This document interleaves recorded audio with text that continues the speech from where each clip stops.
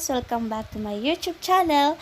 For today's video, pumunta kami kanina sa SM Pampanga at dumaan kami sa Dunkin Donuts. Bumili kami ng 1 dozen na donuts at habang nagbabayad na ako, nakita ko yung kanilang cheesecake na donut at gusto kong itry. Kaya nag-avail ako ng 1 piece. Ayan siya.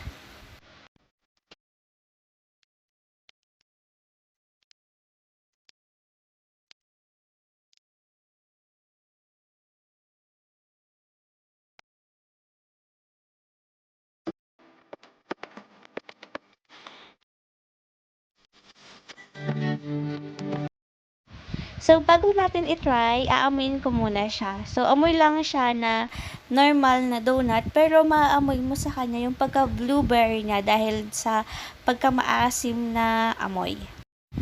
Sa unang kagat, malalasahan mo yung pagka-donut niya at hindi ko pa masyado nalasahan yung blueberry cheesecake.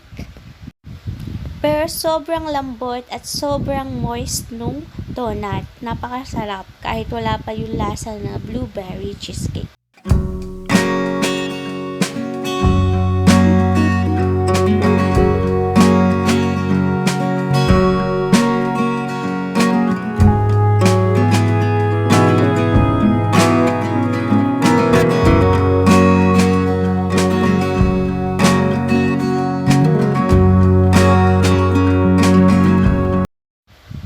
At last, nalusahan ko na din yung blueberry cheesecake. So, hindi siya yung inaasahan kong lasa ng ibang blueberry cheesecake dahil nga toppings lang siya. Pero overall, napakasarap at masasatisfy na yung cravings mo sa blueberry cheesecake pag ito yung in-order mo.